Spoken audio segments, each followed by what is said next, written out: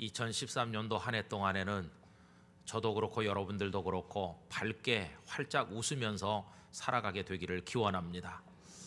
웃으면 복이 와요, 그런 말이 있습니다마는, 그 말도 일리가 있습니다마는, 순서를 바꾸어서 여러분들께서 많은 복을 받음으로 인하여 웃게 되시기를 간절히 기원합니다.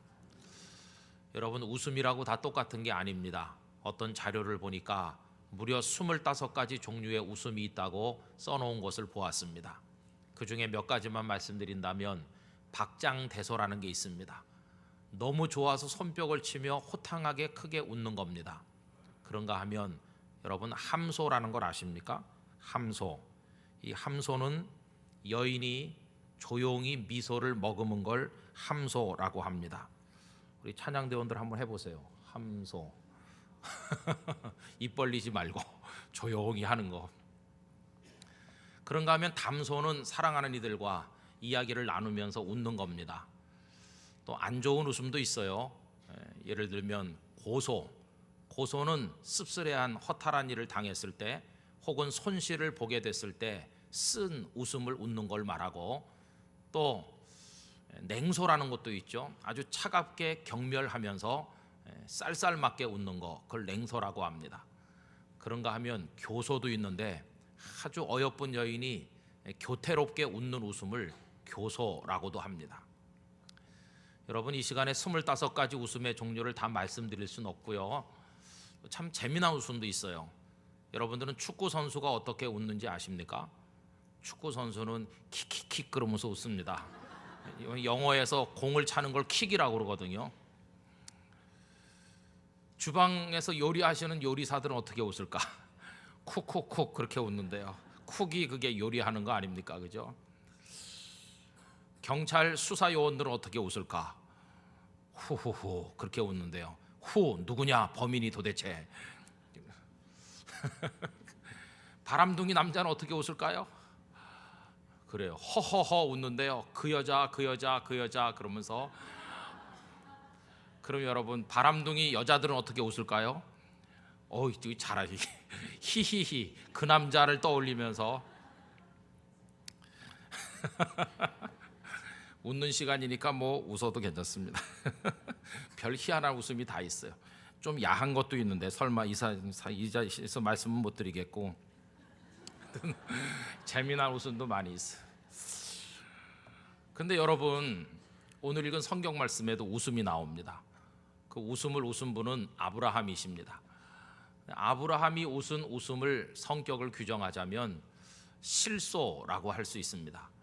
실소란 어처구니 없는 이야기를 들었을 때 자신도 모르게 터져 나오는 웃음, 그걸 실소라고 합니다.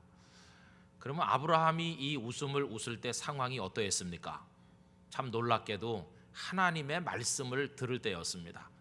여러분, 15절과 16절을 보십시오. 다 같이 읽어보도록 합시다. 하나님이 또 아브라함에게 이르시되 내 아내 사레는 이름을 사레라 하지 말고 사라라 하라. 내가 그에게 복을 주어 그가 네게 아들을 낳아주게 하며 내가 그에게 복을 주어 그를 여러 민족의 어머니가 되게 하리니 민족의 여러 왕이 그에게서 나리라. 사라가 아들을 낳을 것이다, 이렇게 말씀했는데 아브라함이 웃었습니다. 하나님의 말씀을 듣다가 웃은 것은 아브라함만이 아닙니다. 그 아내 사라도 똑같습니다. 여러분, 창세기 18장 말씀으로 넘어가 보면 9절과 10절에 이런 말씀이 기록되어 있어요.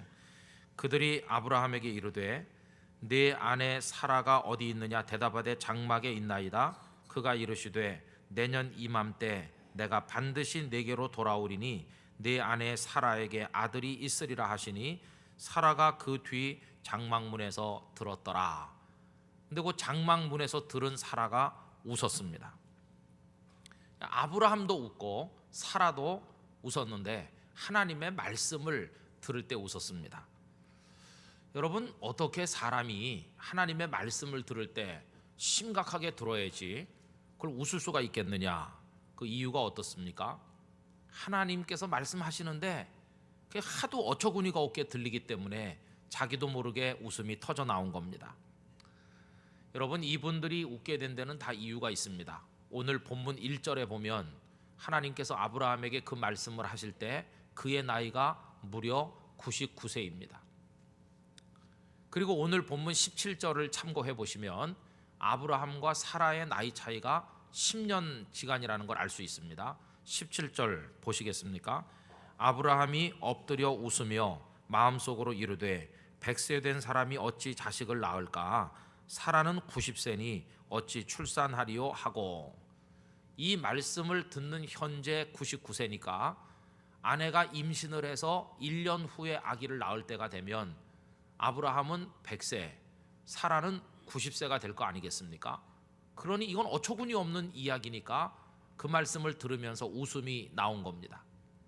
사라가 웃은 이유도 똑같습니다. 창세기 18장 12절을 보시면 사라가 속으로 웃고 이르되 내가 노쇠하였고 내 주인도 늙었으니 내게 무슨 즐거움이 있으리요 라고 되어 있는 것을 보게 됩니다. 하나님의 말씀을 들으면서 웃는 사람들, 그들이 모자라서인가? 아닙니다. 지극히 그 사고 구조가 정상적이고 합리적이고 이성적인 판단을 할 수 있는 정상적인 사람들입니다.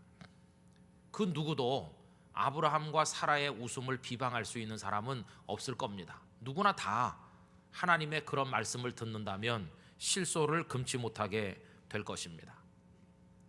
아브라함도 사라도 정상이었다는 겁니다. 여러분뿐만 아니라 이 두 분은 자식이 없는 데 대한, 그래서 나중에 누구를 후계자로 삼고 누구에게 상속을 해줄까 하는 문제에 대해서 합리적인 대안을 이미 다 세워두고 있었습니다. 그 대안이 두 사람인데 첫 번째 대안은 엘리에셀이라는 사람이었습니다.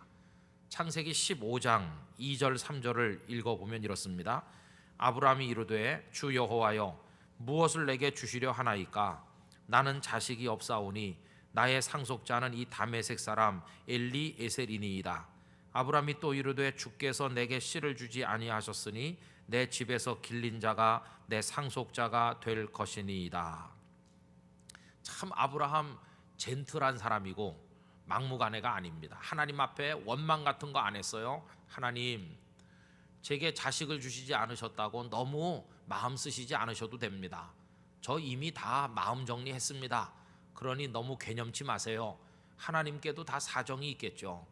전 이미 우리 집에서 열심히 일하고 있는 엘리에셀을 상속자로 삼아야 되겠다고 다 다짐을 했습니다. 하나님 괜히 마음 쓰지 마세요. 이렇게 얼마나 점잖게 지금 얘기하고 있습니까?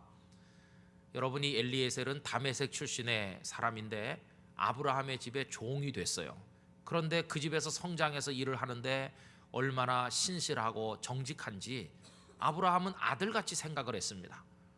우리가 추정하건대 그 집의 모든 살림살이를 다 맡겼을 것이고, 또 창세기 24장에 보면 나중에 이삭이 태어났을 때 이삭의 아내감을 구할 때 아브라함이 보냈던 그 늙은 종이 바로 엘리에셀이 아닌가 생각할 정도로 가정의 모든 일을 다 떠맡겨도 좋을 만큼 신임받던 사람이 엘리에셀이었습니다.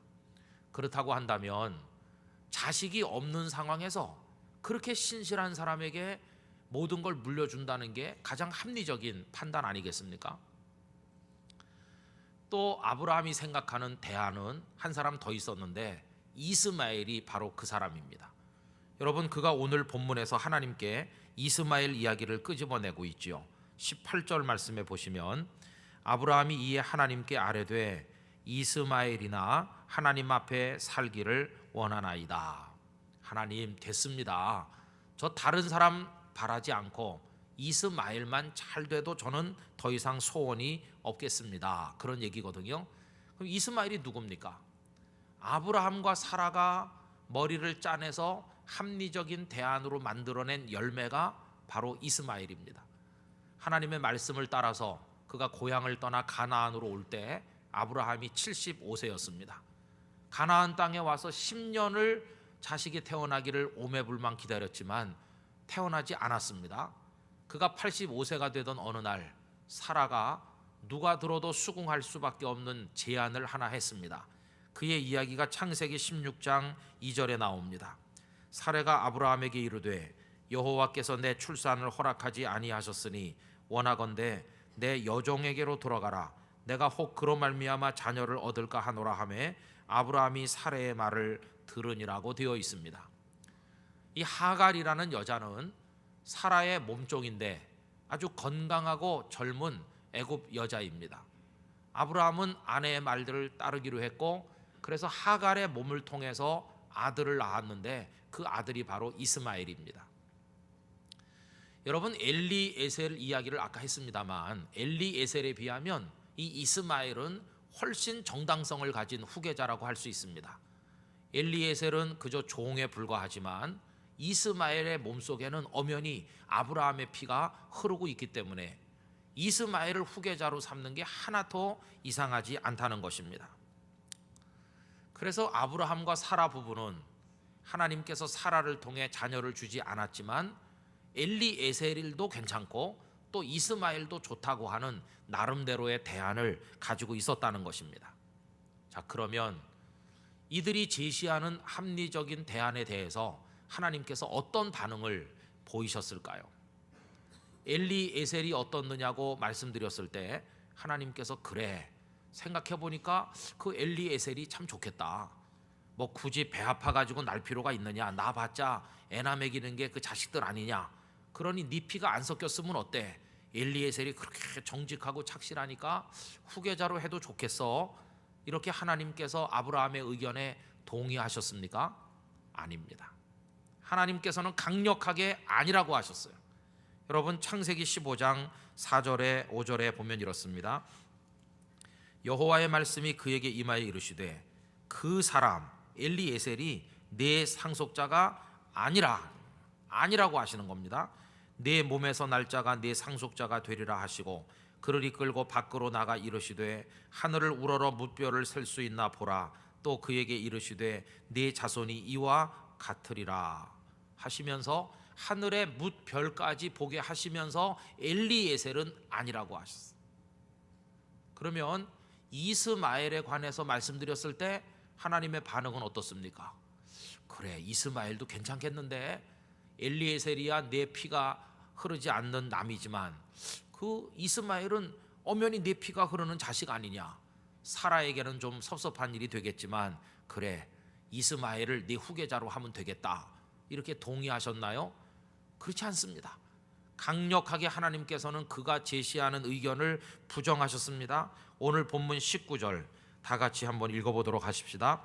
하나님이 이르시되 아니라 내 아내 사라가 내게 아들을 낳으리니 너는 그 이름을 이삭이라 하라. 내가 그와 내 언약을 세우리니 그의 후손에게 영원한 언약이 되리라. 아멘. 하나님께서는 사람이 제시하는 이성적이고 합리적인 의견들에 대하여 아니라 이렇게 말씀하셨다는 것을 발견하게 됩니다.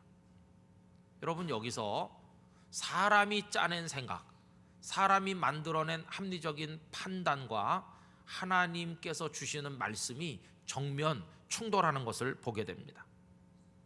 신앙이 무엇일까요? 신앙은 이 둘 중에서 어떤 것을 선택해서 사는가와 관련된 문제입니다. 내가 생각해낸 지극히 이성적이고 합리적인 판단을 따라서 살아갈 것인가, 아니면 어처구니 없게 들리는 하나님의 말씀을 수용해서 살아갈 것인가, 이 둘 중에 어느 하나를 택하는 것과 관련된 게 바로 신앙이라는 겁니다. 그렇다고 한다면 신앙을 가지고 산다는 게 무슨 뜻이겠습니까? 그것은 내가 보나 이 사람이 보나 내가 생각한 생각이 이성적으로 맞지만 기꺼이 그 생각을 포기하고 앞뒤가 안 맞는 것 같은 하나님의 말씀을 수용하여 그 말씀을 붙들고 살아가는 것, 그게 바로 신앙생활을 하는 것입니다. 여러분, 하나님께서는 아브라함과 사라에게 웃지 말라고 하십니다. 창세기 18장에서 그 사라가 웃는 이야기가 나왔을 때 하나님 그걸 지적하셨어요. 창세기 18장 13절 여호와께서 아브라함에게 이르시되 사라가 왜 웃으며 이르기를 내가 늙었거늘 어떻게 아들을 낳으리요 하느냐. 사라야, 웃지 말아라. 너 왜 내가 하는 말을 듣고 웃느냐. 이렇게 꾸중하듯 지적을 하신 겁니다. 그렇다고 한다면 여러분, 하나님께서 웃지 말라고 하시는 이유가 뭡니까? 그것은 사라, 아브라함, 네가 가지고 있는 그 합리적이고 이성적인 생각을 포기하라고 지금 원하시는, 그걸 요구하시는 겁니다. 그 대신 내가 너에게 하는 말을 너희들이 받아들여야 된다는 것을 말씀하는 것입니다. 여러분, 우리가 하나님을 대면할 때 신앙을 가지지 않은 사람이라면 모르지만 하나님을 참으로 믿고 신뢰하는 신앙이라면 자신이 가졌던 합리적인 판단과 어떤 이성적 생각을 내려놓을 수밖에 없을 것입니다. 그 대신 하나님께서 말씀하시는 그 말씀을 가슴속으로 받아들일 수밖에 없게 될 것입니다. 그래서 참 신앙인이라면 100세나 난 나이 많은 노인이라도 얼마든지 아들을 낳게 하시는 하나님의 능력을 믿게 되는 것입니다. 의학적 판단으로 희망이 없어 보이는 사람도 하나님이 원하시기만 한다면 얼마든지 소생해서 새 생명을 가지게 하실 수 있다는 사실을 믿게 된다는 것입니다. 그래서 신앙을 가지는 순간 똑똑하고 이성적이던 사람이 다른 사람들이 볼 때 바보가 되고 비정상적인 사람이 되게 된다는 것입니다. 그래서 똑똑한 이성을 가지고 정상적인 사람들은 이렇게 비정상적인 생각으로 빠져드는 이들을 가리켜 바보라고 말하고 멍청이라고 비방합니다.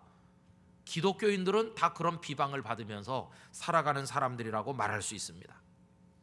그러나 여러분, 우리가 신앙이라고 하는 뜀틀을 디디고 그 이성과 합리성이라는 담장을 훌쩍 뛰어넘어 보면 그 담장 바깥에 별천지가 펼쳐져 있다는 것을 알게 될 것입니다. 담장 바깥의 세계는 하나님의 사랑과 은혜와 능력으로 기적이 일어나는 세계라는 사실을 깨닫게 될 것입니다. 하나님께서는 이성의 담장 안에 자신을 가두고 있는 사람들과 대화하기를 좋아하시지 않으십니다. 말이 통하지 않기 때문입니다. 왜냐하면 하나님께서는 그 담장 저 너머에 있는 넓고 높고 높은 그 세계 속에 거하는 하나님이시기 때문에 그런 것입니다. 그래서 하나님께서는 우리가 그 좁은 담장 안에서 머리를 짜내고 대안을 만들고 생각을 해서 그것을 하나님께 제시할 때 강력한 어조로 아니라 그렇게 부정하시는 것입니다. 그러면서 아브라함과 사라를 끌어올려서 신앙이라는 뜀틀을 디디고 훌쩍 뛰어오르게 하셔서 그를 담장 너머의 세계로, 당신의 그 능력의 세계로 끌어올리고자 하셨던 것입니다. 한 손에는 아브라함을 붙드시고 한 손에는 사라의 손을 붙드시고 이 두 사람을 끌어올리셨습니다. 그 이듬해 아브라함이 100살이 되고 사라가 90살이 됐을 때, 그때 그들에게 이삭이 태어나는 엄청난 일이 일어났습니다. 그때 그들의 눈이 열렸고 그들이 평생 받은 모든 은혜 중에 가장 큰 은혜를 경험하면서 담장 바깥 세상을 드디어 체험하게 되었다고 할 수가 있겠습니다. 여러분, 이삭이 태어나던 날 온 집안의 사람들, 주변 사람들이 다 모여서 이삭을 보았을 것입니다. 이스마엘과 똑같아 보였습니다.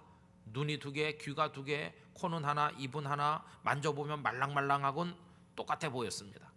그러나 여러분, 이삭이 이스마엘과 똑같은 아기였습니까? 아닙니다. 이스마엘과 똑같은 또 하나의 아기가 태어난 게 아닙니다. 그럼 이삭은 누구냐? 이스마엘과 전혀 다른 아기가 태어난 것입니다. 이스마엘과 이삭은 어떻게 다른가? 이스마엘은 인간의 합리적이고 이성적인 판단의 울타리 안에서 태어난 아기라면 이삭은 담장 너머에 있는 하나님의 능력과 권능으로 잉태된 기적의 아기였다는 것입니다.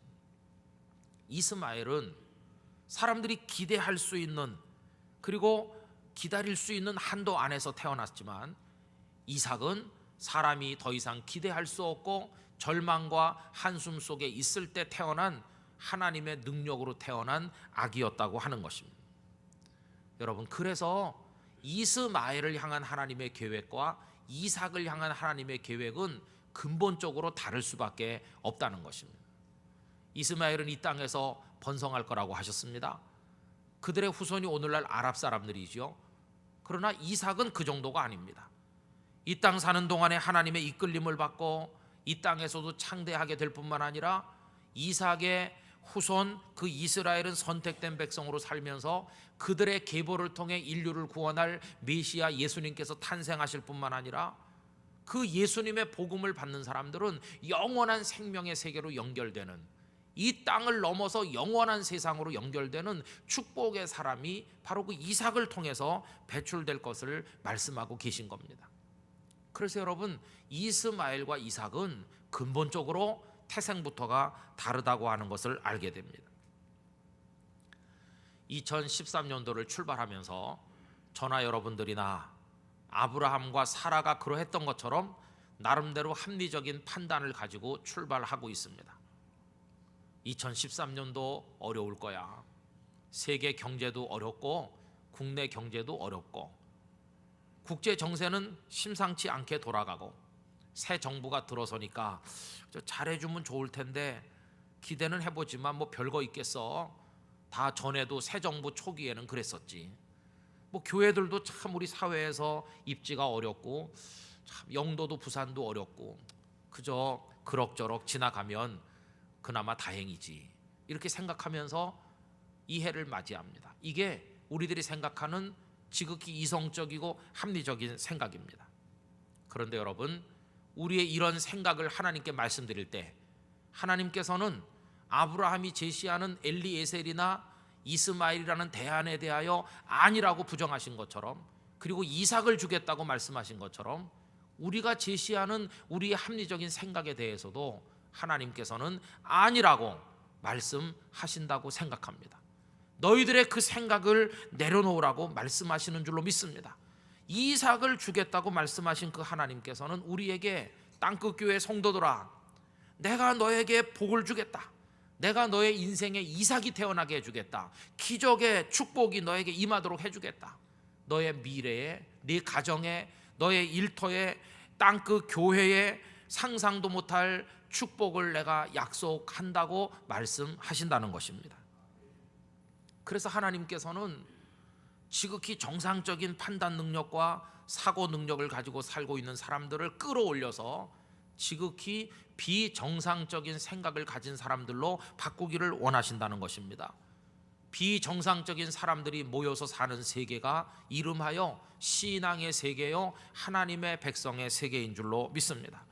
그런데 일단 그 세계 속에 들어가면 지극히 비정상적인 걸로 보였던 그것이 지극히 정상이라는 사실을 깨닫고 놀라게 될 것입니다. 사람들의 정상이 하나님께 가지고 가면 비정상이 되고, 사람들에게 비정상으로 보였던 것이 하나님의 능력의 세계에 들어가면 지극히 정상임을 발견하게 될 것입니다. 새해가 시작되는 이 첫 주일 아침에 우리 속에 꽉 채워져 있는 인간적이고 합리적인 여러 생각들이 다 사라지고 그 자리에 하나님의 말씀이 채워지기를 간절히 기원합니다. 하나님의 말씀으로 바꾸기를 원합니다. 그리고 그 말씀을 붙들고 살아가는 것이 2013년도 우리 삶의 방식이 되어야 할 줄로 믿습니다. 그래서 존재가 바뀌는 겁니다. 하나님께서는 아브라함과 사라의 이름을 바꾸셨습니다. 아브람을 아브라함이 되게 하셨습니다. 아브람은 동일 혈통 안에서 서열이 제일 높은 사람을 뜻하는 말로서 가장 존귀한 아버지란 뜻이 있습니다. 가문의 어른입니다. 그러나 아브라함은 가문을 뛰어넘어서 많은 열국의 조상이 된다는 뜻입니다. 그 인간의 그 모습을, 아브라함의 생애의 모습을 한 가문의 울타리 안에 가둬두지 않으시고 하나님께서는 열방 위에 우뚝 세우고자 하신 것을 우리에게 말씀하고 있습니다. 사레는 공주라는 뜻이 있습니다. 그러나 사라는 열국의 어머니, 왕비라는 뜻이 있습니다. 공주는 그저 자기 한 사람으로 있을 뿐이지만 왕비는 아들과 딸을 낳으면서 만백성의 어머니로 있는 그 영광이 공주와 비길 수 없는 명예로운 여성이 왕비입니다. 사레를 사라로, 아브람을 아브라함으로 그 존재를 바꾸신다는 것은 그의 생각을 바꾸시는 것이고 그의 판단을 바꾸어 주시는 것을 말하는 것입니다. 여러분들의 마음속을 채우고 있는 합리적인 대안들 대신 어처구니 없게 들릴 때도 있는 하나님의 말씀을 믿음으로 수용하고 살아가게 되시기를 간절히 바랍니다. 그러면서 여러분들이 웃게 되시기를 축원드립니다. 웃되 아브라함과 사라가 웃었던 실소가 아니라, 어처구니 없어 그러면서 웃는 웃음이 아니라, 불가능한 상황에 있는 우리를 축복하시는 하나님의 은혜를 믿는 믿음으로 박장대소를 해야 될 줄로 믿습니다. 내 기도가 이루어질 그때를 눈앞에 그려보면서 우리는 활짝 웃어야만 한다는 것입니다. 여러분들의 어려운 형편이 하나님의 축복 안에서 완전히 바뀌게 될 그날을 기대하시면서 환하게 웃으시게 되기를 바랍니다.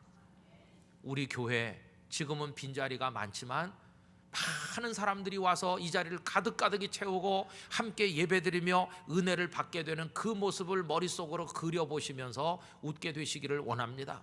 작게 시작하는 여러분들의 사업이 번창해서 하나님의 기업이 되고, 그래서 선교와 구제와 하나님의 뜻을 펼치는 일에 쓰일 수 있는 그날을 꿈꾸시면서 여러분들이 웃게 되시기를 원하는 것입니다. 공부하는 자녀들은 나같이 석두가 무슨 공부를 하겠나 이렇게 생각하지 말고, 하나님이 내게 축복하시고 지혜를 주시면 공부로서도, 공부 이외의 어떤 분야에서도 내가 승리자가 될 줄 믿습니다. 이걸 꿈꾸면서 웃을 수 있어야만 될 것입니다. 여러분, 이것이 아브라함과 사라가 웃었던 실소가 아닌 믿음으로 웃게 되는 이 웃음이 바로 올 한 해 우리의 얼굴에 있어야 될 웃음인 줄로 믿는 것입니다. 여러분들의 가문이 하나님의 복을 받아서 신앙의 명문 가문이 되는 그 아름다운 미래를 꿈꾸시면서 환하게 웃는 모습으로 올 한 해 하나님을 섬겨 나가시기를 간절히 기원합니다. 잠시 후에 우리는 620장 찬송을 부를 겁니다. 여기에 모인 우리, 이 2부 예배 자리에 나오신 우리, 하나님의 은총을 입고 축복을 받는 사람이 돼야 되지 않겠습니까? 그래서 불신앙의 사람들이 웃는 실소를 벗어나서 믿음으로 웃는 환한 웃음을 웃으면서 여러분 올 한 해를 하나님의 은총 가운데 살아가게 되시기를 주님의 이름으로 축원드립니다. 같이 기도하겠습니다. 하나님 아버지, 믿음으로 주의 말씀을 받으며 웃게 하여 주시옵소서. 합리적이고 이성적인 사고방식을 가지고 살지 말고 그것을 뛰어넘는 신앙의 세계로 우리들을 끌어올려 주시옵소서. 사랑하는 성도들의 가정과 삶에 기적의 아들 이삭이 태어나는 기쁨이 있게 하여 주시옵소서. 하나님의 도우심을 믿습니다. 이런 마음을 가지고 다 같이 통성으로 하나님 앞에 기도하십시다.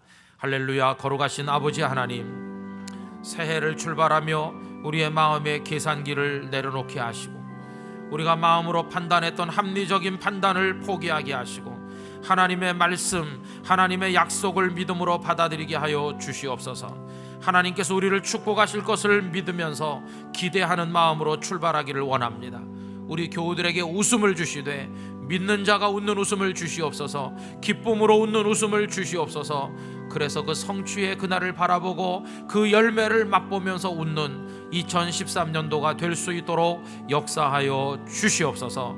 어눌하고 부족한 저희들이지만 하나님의 능력의 오른손으로 붙들어 주실 줄로 믿습니다. 우리 땅끝 교회와 사랑하는 성도에게 올 한 해 크고도 놀라운 하나님의 복을 허락하여 주시옵소서 믿습니다. 아버지 하나님, 아무리 우리의 생각이 옳고 합리적이고 판단 능력에 있어 바르다 할지라도 그것을 내려놓게 하시고 하나님의 말씀에 귀를 기울여 살아가게 하여 주옵소서. 하나님의 말씀 앞에 실소를 금치 못하던 불신앙의 모습을 벗어나 이제는 그 말씀이 이루어질 그날을 믿음으로 내다보며 활짝 웃는 성도들로 올 한 해를 살아가도록 축복해 주시옵소서. 예수님의 이름으로 기도하옵나이다. 아멘.